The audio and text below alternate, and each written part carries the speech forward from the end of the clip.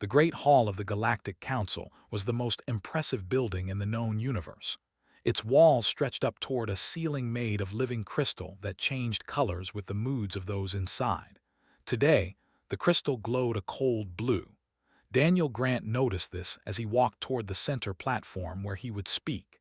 He had learned to read the alien architecture over the years. Cold blue meant the council was not in a welcoming mood. Daniel was a tall man with gray at his temples and tired lines around his eyes. He had served as humanity's ambassador to the Galactic Council for 15 years. Before him, his father had held the same position. The Grant family had dedicated their lives to one simple goal, earning humanity a place among the stars. So far, that goal remained out of reach. The council chamber held representatives from over 200 species. Some looked almost human. Others were so strange that Daniel still could not understand how they moved or breathed. They sat in the highest seats, their silver skin reflecting the crystal light. They had ruled the council for 10,000 years and saw no reason to share power with newcomers. High Counselor Aura looked down at Daniel with four eyes that held no warmth. The leader was ancient by any measure, having lived for over 3,000 years. To him, humanity was like a child who had just learned to walk and now demanded to run. "You may speak human," Aura said. His voice echoed through the chamber, translated by the devices everyone wore. Daniel took a deep breath. He had practiced this speech 100 times. Everything depended on these next few minutes. "Honored Council," Daniel began, "humanity has been part of this great assembly for 63 years. In that time, we have proven ourselves worthy of full membership. We helped end the border war when all other negotiations had failed. Our engineers have built stations that serve as homes for 12 different species. Our doctors have cured diseases that plagued your worlds for centuries. We ask only for what we have earned: the right to vote, the right to trade freely, and the right to be called equals." A murmur went through the chamber. Daniel waited, hoping he had reached someone. Aura raised one silver hand for silence. "Your achievements are noted, human, but the 1,000-year protocol is clear. No species may gain full membership until they have been spacefaring for 1,000 standard years. Humanity has traveled among the stars for less than 400 years. You are still children learning to walk." "The protocol was created after humanity arrived," Daniel said, keeping his voice calm even as anger burned in his chest. "It did not exist before. It was designed to keep us out." "It was designed to maintain order," Aura replied. "The galaxy has rules, human. You do not get to change them simply because you dislike them." From the upper gallery watched the exchange with growing despair. She was the chief diplomat of the United Earth Federation, and she had warned Daniel that this would happen. The council had no intention of accepting humanity. They never had. The vote was a formality, a way to humiliate humans while appearing fair. The vote took only moments. 187 species voted against humanity's petition. 12 abstained. Only one voted in favor, a small species called the Wanderers, who themselves had no voting rights.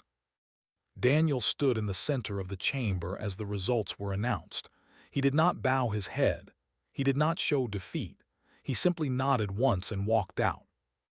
Met him in the corridor outside. The walls here were plain metal, nothing like the grand chamber behind them. This was where the real business of the galaxy happened, in cold hallways far from the light. "I'm sorry," Daniel said. "Don't be," he replied. "We knew this would happen. It's time for the other plan." They walked together through the station, passing aliens who barely glanced at them. Humans were beneath notice here, useful for work no one else wanted to do, but not worth attention otherwise. In a small meeting room reserved for minor species, a group of humans waited. There were 8 of them in total, representing different parts of human civilization. They were engineers, scientists, military officers, and politicians. They had one thing in common: they had all given up on the council. "It's done," Daniel said as he sat down. "They rejected us, again." "Then we proceed," said Admiral, a broad-shouldered man with a stern face. "The fleet is nearly ready. Another 6 months and we can leave." Pulled up a holographic display. It showed a map of human space: Earth, Mars, the colonies on the moons of Jupiter and Saturn, the stations in the asteroid belt, and the far outposts near the edge of the solar system. All of it would be empty soon. 94% of the population has agreed to leave, she said. The rest will stay behind, but they understand the risks. "Do they know where we're going?" asked Dr. Lisa, a small woman with sharp eyes. She had spent her entire career working on the technology that made this possible. "No," replied.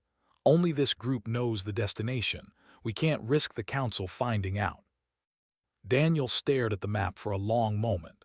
His family had spent 3 generations trying to make peace with the galaxy. Now he was going to lead humanity away from it forever. "The Horizon Drive works," Lisa said. "We've tested it thoroughly. We can reach the Andromeda Galaxy in 8 months. It's far beyond anything the Council has." "How did we develop something so advanced?" asked. "No offense to our scientists, but the Council has had thousands of years to work on this." "We found something," Lisa explained. 20 years ago in the Belt, an alien ship older than anything in this galaxy. Its technology was different, better. We've spent 2 decades learning from it." The room fell silent. This was the secret that could not be shared. The Council believed humanity was primitive, capable only of basic space travel. They had no idea what humans had discovered or what they could do. Daniel finally spoke. "In 6 months we leave. We take everyone who wants to come. We leave behind empty worlds and silent stations, and we never look back." Reached across the table and took his hand. "They'll understand eventually, when we're gone and they realize what they lost." "Maybe," Daniel said, "but by then it will be too late." Outside the station, the stars burned cold and distant. Somewhere among them, humanity was building a future that did not need the Council's approval. The clock was ticking. 6 months passed faster than anyone expected. Across human space, the greatest migration in history was taking place, and the galaxy barely noticed. On Earth, cities that had stood for thousands of years were being emptied. Families packed what they could carry and said goodbye to homes their ancestors had built. There were tears, of course. Leaving was never easy, but there was also hope. For the first time in decades, humans felt hope. Admiral stood on the bridge of the Endeavour, the flagship of the Exodus fleet. Through the massive windows, he could see hundreds of ships gathering in formation. Colony vessels the size of small cities, cargo haulers packed with food and supplies, research stations that had been converted for long-distance travel, medical ships, factory ships, everything humanity needed to start over. "How many ships in total?" asked his first officer, a young woman named Cole. 12,417, she replied. "The last transports from the outer colonies will arrive within the hour." Nodded. 12,000 ships, 32 billion people. Almost every human being alive had chosen to leave. The few who stayed behind were mostly elderly people who could not make the journey or stubborn individuals who refused to believe the Council would never accept them. On Mars, Dr. Lisa supervised the final tests of the Horizon Drive. The technology was humanity's greatest achievement, and also its greatest secret. Using principles from the ancient alien ship they had found, humans had built engines that could fold space in ways the Council thought impossible. "The calculations are confirmed," Lisa told her team. 8 months to Andromeda.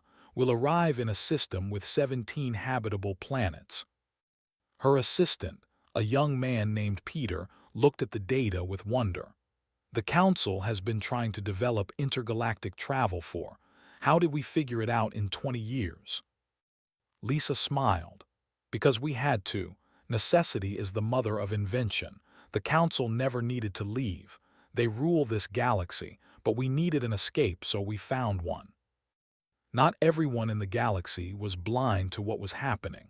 On Earth, an observer named had spent 5 years studying human culture. He had been placed there by the Council to keep watch on the young species, to make sure they did not become a threat. Had grown to like humans. They were strange creatures full of contradictions. They could be cruel and kind, foolish and brilliant, all in the same day. But lately something had changed. The humans were acting differently. Their cities were emptying. Their factories were shutting down, and nobody would tell him why. He sent a message to his superiors on the council station. Something is happening with the humans. They are preparing for something large. I recommend investigation. The reply came back within hours. The humans are a minor species with limited capabilities. They pose no threat. Continue routine observation. Read the message 3 times. He wanted to argue, to insist that his superiors were wrong, but he knew it would do no good. The council had decided long ago that humans were unimportant. Nothing said would change their minds. On the day of departure, Daniel Grant recorded his final message. He sat alone in a small room on the Endeavor, looking into a camera that would broadcast his words across council space. He had thought about what to say for weeks. In the end, he kept it simple. To the Galactic Council, he began. For 63 years, humanity has been part of your assembly. We came to you with open hands and hopeful hearts. We offered friendship, knowledge, and cooperation. In return, you gave us restrictions, insults, and closed doors. You told us we were too young, too primitive, too different. You made rules specifically to keep us down. You laughed at our achievements and ignored our contributions. Daniel paused, gathering himself. He felt no anger anymore, only a deep, quiet sadness. We tried everything we could to earn your respect. We solved problems you could not solve. We went to places you would not go. We built things you said were impossible, and still you looked down on us. Still you called us children. He took a deep breath. So we are leaving. By the time you receive this message, every human ship will be gone. We are not fleeing to another star system within your reach. We are leaving this galaxy entirely. We have technology you cannot imagine, developed in secret while you ignored us. We will build a new home far from your judgment. Daniel stood up, looking directly into the camera.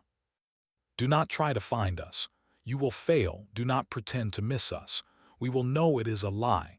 And do not think we are running away in fear. We are walking away in dignity. There is a difference. Goodbye, Galactic Council. We will not meet again. The message ended. Daniel walked to the bridge where and were waiting. Are you ready? Asked. I've been ready for years, Daniel replied. Gave the order. Across human space, 12,000 ships activated their horizon drives simultaneously. The technology created a cascade of light so bright that it could be seen from the council station half a galaxy away. And then in an instant they were gone. Watched from Earth as the last human ships vanished. He stood in an empty city that had held 10 million people just days before. The buildings were still there. The streets were clean, but there was no one left. It was as if humanity had simply erased itself from existence.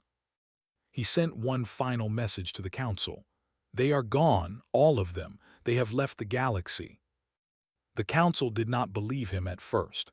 They sent scouts to Earth, to Mars, to every human colony. Each one reported the same thing: empty worlds, abandoned stations, silence where there had once been life. High Counselor Ara received the reports in his private chamber.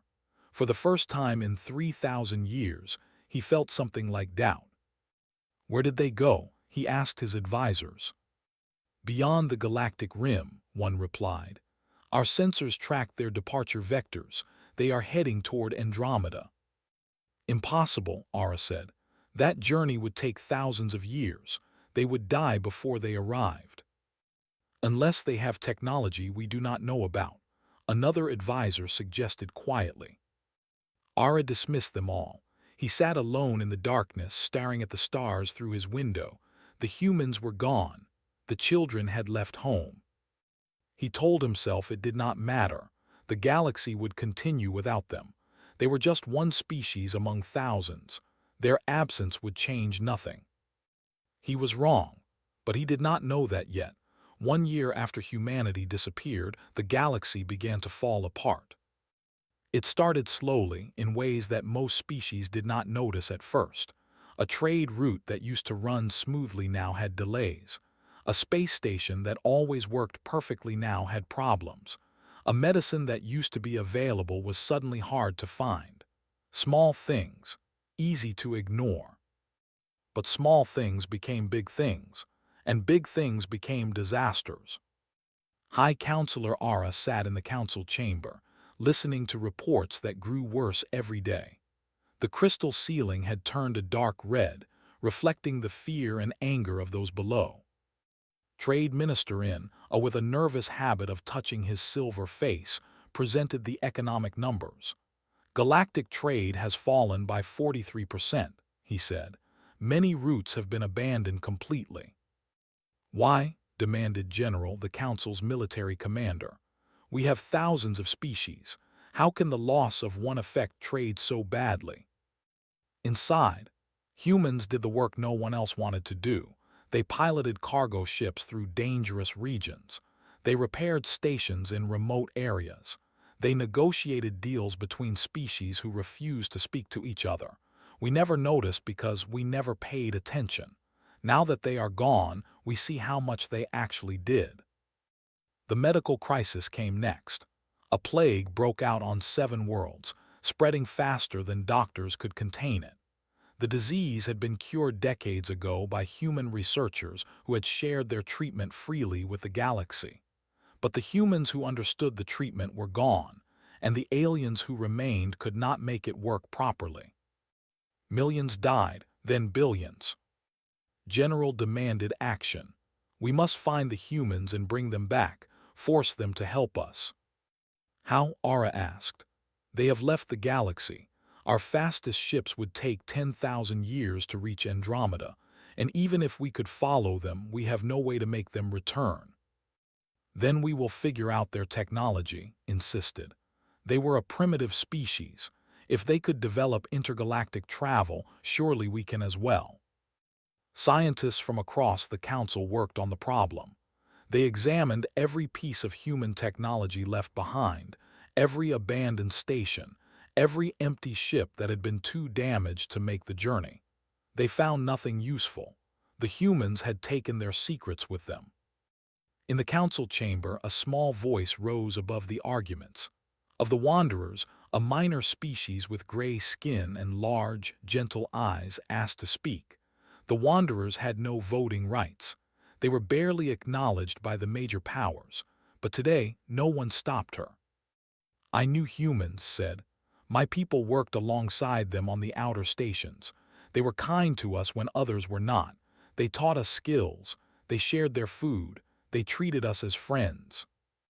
Ara looked down at her with impatience. What is your point? My point is that you never saw them clearly. You looked at humans and saw primitive creatures who had just learned to travel among stars. But that is not what they were. They were survivors. Their planet tried to kill them with ice ages and plagues and disasters. They survived everything. And when they came to space and found the galaxy did not want them, they survived that too. His voice grew stronger. You thought they were weak because they asked for your approval, but they were not weak. They were patient. They were hoping you would change. When you did not, they simply left. They did not beg. They did not fight. They walked away because they knew they did not need you, and now you realize that you needed them. Ara's 4 eyes narrowed. Remove her from the chamber. Guards moved toward, but she did not resist. She walked out on her own, her head held high. As she passed the other representatives, she spoke one final time. You will fall. Not today, not tomorrow, but you will fall. And when you do, remember that you had a chance to be something better. You chose to be cruel instead. The years that followed proved right. Without human engineers, stations began to fail. Without human mediators, old conflicts reignited. Species that had traded peacefully for centuries now fought over resources. The council tried to maintain order, but its authority crumbled. Ara grew old even by standards. He spent his final years reading everything he could find about humanity, their history, their art, their science. He had ignored them when they lived among the stars. Now that they were gone, he could not stop thinking about them. One document in particular haunted him. It was a speech given by a human leader centuries ago, back when they had just begun exploring space. The leader had said something that Ara could not forget. We do not reach for the stars because it is easy. We reach for them because it is hard, because the challenge brings out the best in us, because we refuse to accept limits. The universe is vast and cold and does not care about us, but we care. We dream, and we build. That is what makes us human. Ara read those words 100 times. He finally understood what he had missed. Humans were not primitive because they were young. They were powerful because they were young. They had not learned to accept limits. They had not learned to stop dreaming. They looked at impossible things and said, "We will do this anyway." The council had existed for 100,000 years. In that time they had built great things, but they had also grown comfortable. They had stopped dreaming. They had decided that the galaxy was complete, that nothing new needed to be discovered, that their way was the only way. Humans had arrived with fresh eyes and endless questions. They had challenged everything, and the council, instead of learning from them, had pushed them away. Now the galaxy was paying the price. On the empty world of Earth, wind blew through abandoned cities. Nature was slowly reclaiming what humans had built. Grass grew through cracks in the streets. Birds nested in towers that had once touched the clouds. It was beautiful in a sad way, a monument to a species that had tried to belong and failed, a species that had finally found the courage to leave. Somewhere in the Andromeda galaxy, those humans were building a new world. They were making friends with alien species who welcomed them. They were creating art and science and wonders that the Milky Way would never see. And the council, so proud and so powerful, was crumbling into dust. The journey to Andromeda took 8 months. 8 months of darkness between galaxies with nothing outside the windows but empty space. Some people found it terrifying. Others found it peaceful. All of them found it humbling. When the fleet finally arrived, they emerged into a sky filled with unfamiliar stars. The Andromeda galaxy was larger than the Milky Way, home to over 1 trillion suns. It was beautiful in a way that made people cry. Captain Tyler Brooks was the first human to set foot on an Andromeda planet. The world was called New Haven now, though the aliens who lived nearby had a different name for it. Tyler stepped off his shuttle and looked up at a purple sky with 2 moons hanging overhead. The air smelled like flowers and rain. "This is real," he whispered to himself. "We actually made it." 5 years later, humanity had built new cities on 17 worlds. The colony ships became the hearts of these cities. Their massive frames turned into government buildings and hospitals and schools. Children were being born who would never know Earth, who would grow up thinking of Andromeda as home. President Amy led the United Human Colonies with a steady hand. She had been elected during the journey, chosen by people who wanted a leader who looked forward instead of back. Amy was a practical woman with warm eyes and a voice that made people feel safe. She had never wanted power. She had only wanted to help. The beings of Andromeda welcomed humanity with open arms. They called themselves the Harmony, though they were not a single species but a collection of thousands. The Harmony had no emperors or councils or rulers. They governed themselves through cooperation, each species contributing what they could and taking what they needed. When human ships first appeared, the Harmony sent delegates to meet them. Amy expected suspicion. She expected tests and questions and demands. Instead, she found kindness. "You traveled between galaxies," said the Harmony speaker, a tall being with skin like flowing water. "You left everything you knew to find something better. This tells us who you are. Welcome to our home." Amy had to stop herself from crying. After 63 years of rejection, the simple word welcome felt like a miracle. The Harmony was curious about everything human. They wanted to know about Earth's history, about human art and music and stories. They had never met a species quite like humanity before, one so young and yet so creative. Dr. Tors, who had studied alien cultures her entire life, became the bridge between humans and their new neighbors. She organized cultural exchanges, bringing human artists to perform for Harmony audiences and inviting Harmony scholars to visit human cities. One day played a recording of an Earth symphony for a group of Harmony delegates. The music filled the room, complex and emotional, building from soft beginnings to a powerful climax. When it ended, the delegates sat in stunned silence. "What was that?" one of them finally asked. "Music," said.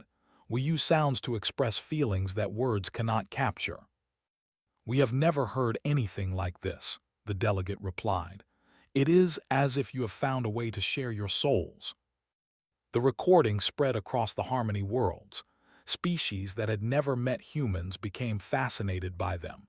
Musicians tried to learn human instruments. Scholars studied human composition techniques. Within a year, human music was being played in cities on the other side of Andromeda. Captain Tyler Brooks continued to explore, leading missions into uncharted regions of the galaxy. He discovered worlds with rings of crystal and moons made of ice. He met species that communicated through light and others that lived for thousands of years. Each discovery reminded him of why humanity had come so far. "Why did your old neighbors reject you?" a Harmony scientist asked Tyler one day. They were standing on a cliff overlooking an alien ocean, watching waves crash against shores that no human had seen before. Tyler thought about the question for a long time. Fear, maybe, or pride. They had been running the galaxy for so long that they forgot what it was like to be new. We reminded them of things they had lost, and instead of learning from us, they pushed us away. "That is sad," the scientist said. "It is," Tyler agreed, "but it brought us here, and here is pretty wonderful." Back on New Haven, Amy met with her cabinet to discuss the future. The human population was growing. New cities were being planned. Trade agreements with the Harmony were bringing prosperity. For the first time in generations, humans felt secure. But Amy could not forget where they had come from. She kept a small screen in her office that showed images of Earth, mountains and oceans and forests that she would never see again. Home, forever out of reach. "Do you ever wonder what happened to them?" asked Daniel Grant. He was old now, his hair completely white, his body frail, but his mind was still sharp and Amy valued his wisdom. "The Council, sometimes." Amy looked at the images of Earth. "I hope they learned something. I hope they became better." "Do you think they did?" Amy sighed. "Probably not. Change is hard, especially for those who have held power for a long time. They will probably blame us for leaving instead of asking why we left." Daniel nodded slowly. "I recorded a message before we departed. I left instructions for it to be delivered if certain conditions were met." "What conditions?" "If galactic civilization collapsed." Daniel smiled sadly. "I hoped it would never be needed, but I wanted them to have a chance to rebuild if everything fell apart." Amy understood. Even after everything the Council had done, Daniel still wanted to help them. That was the human way, not revenge, not hatred, just a stubborn hope that people could change. "We should focus on our own future," Amy said. "But if they ever reach out to us, if they ever want to make things right, we should be ready to listen." "Agreed," Daniel said. "The door should never be completely closed." Outside the window, the twin moons of New Haven rose over the horizon. Children played in parks built on alien soil. Artists painted murals on walls that had never existed before. Scientists discovered secrets that would have amazed their ancestors. Humanity had found its place in the universe, not as subjects or inferiors but as equals, as partners, as friends. The Milky Way was far behind them now, a memory of pain and rejection, but also a reminder of how far they had come. The stars of Andromeda welcomed them home. 50 years had passed since humanity left the Milky Way. The galaxy was unrecognizable. The great council chamber on station was dark and cold. The living crystal ceiling had stopped changing colors long ago. Now it was just gray, matching the mood of the few species that still gathered there. Where 200 representatives had once debated the future of civilization, only a few dozen remained. The rest had abandoned the council, retreating to their home worlds to fight their own wars. Elder Counselor was the last surviving member of the original council. She was over 3,000 years old now, ancient even by standards. Her body was failing, held together by machines and medication. But her mind remained sharp, haunted by memories of better times. She sat in her chamber, surrounded by records and documents. Most were about humanity. In her final years, had become obsessed with understanding the species they had driven away. She read their history, their literature, their scientific papers. She studied their art and listened to their music. She wept. A young named archivist served as her assistant. He had been assigned to document the history of the council's fall, a project that felt more like writing an obituary than a history book. "I found something," said one morning. His voice was quiet, uncertain. "In the old human embassy, there was a sealed room we never knew about." "Looked up, show me." They traveled together through empty corridors. The station had once held millions of beings. Now it held thousands, most of them too old or too sick to leave. The lights flickered. The air recyclers wheezed. Everything was falling apart. The human embassy was exactly as it had been 50 years ago. No one had touched it. The rooms were covered in dust, filled with abandoned furniture and forgotten belongings. It felt like walking through a tomb. Led to a wall that looked like all the others. But when he pressed a certain spot, a hidden door slid open. Behind it was a small room with a single device in the center, a message beacon, its light still blinking after half a century. The door was programmed to open only when specific conditions were met, explained. I checked the programming. It was waiting for the collapse of galactic civilization. Felt a chill run through her old bones. They knew this would happen. She approached the beacon and touched it. A holographic image flickered to life, showing a human man with gray hair and tired eyes. Recognized him from the records. Daniel Grant, the ambassador who had stood before the council and asked for acceptance. The ambassador they had humiliated and sent away. "If you are watching this," the recording began, "then the galaxy has fallen into chaos. I am sorry. We hoped this day would never come. We hoped you would find a way to hold things together without us. But we knew the truth. You needed us more than you understood, and you would only realize it when it was too late." Daniel's image looked directly at the camera, speaking across 50 years of time. "We were angry when we left. How could we not be? You rejected us for 63 years. You made us feel worthless. You told us we would never be good enough. But anger fades. Hatred is too heavy to carry across galaxies. We let it go. What we could not let go was hope. Hope that you would change. Hope that you would become the civilization you could have been. So we left you gifts." Coordinates began scrolling across the display. Hundreds of locations spread across the galaxy. Hidden caches on abandoned worlds, in empty stations, in places the council had forgotten existed. "These are our final contributions to the galaxy we once called home. Technology to rebuild your infrastructure. Medicine to cure your plagues. Knowledge to solve problems you never knew existed. Everything we learned during our time among you, and everything we developed in secret while you ignored us." felt tears running down her face. She did not try to stop them. "We do not hate you," Daniel continued. "We never did. Hate would have kept us bound to you forever. Instead, we chose to move on. We chose to build instead of destroy, to hope instead of despair. That is the human way." The hologram flickered, and Daniel's expression softened. "There is one more thing.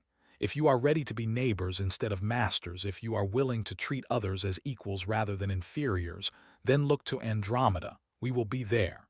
We have built a new civilization, one founded on cooperation and respect. Any species that wishes to join us is welcome, but only if you come with open hearts and humble spirits. We will not be conquered. We will not be ruled, but we will be friends." The message ended with a final sentence, simple and profound. "The door is open. It always was. We were just waiting for you to walk through." The hologram faded, stood in the darkness, surrounded by coordinates that could save a dying galaxy. She thought about all the years of pride and contempt, all the times the Council had dismissed humans as primitive and unworthy, all the opportunities lost because they could not see past their own arrogance. "They left us everything," whispered, "even after what we did to them." "That is who they were," replied. "That is who they still are, and that is why we needed them." She turned to, "Copy these coordinates, send them to every surviving world. Tell them what we have found, tell them there is hope." Nodded and began working, walked slowly to a window and looked out at the stars. Somewhere beyond those lights, beyond the edge of the galaxy, humanity was waiting. They had crossed the impossible distance not to escape, but to find a better home. And they had left the door open for anyone wise enough to follow. The journey would take time. The galaxy would need to rebuild itself first. But one day, perhaps, ships would travel between the galaxies. Old enemies would become new friends, and the children of Earth would welcome them to Andromeda. Pressed her hand against the cold glass. "Thank you," she whispered to beings who could not hear her. "Thank you for not giving up on us." In the darkness of space, hope flickered like a distant star, small and fragile but impossible to extinguish. The story was not over, it was just beginning.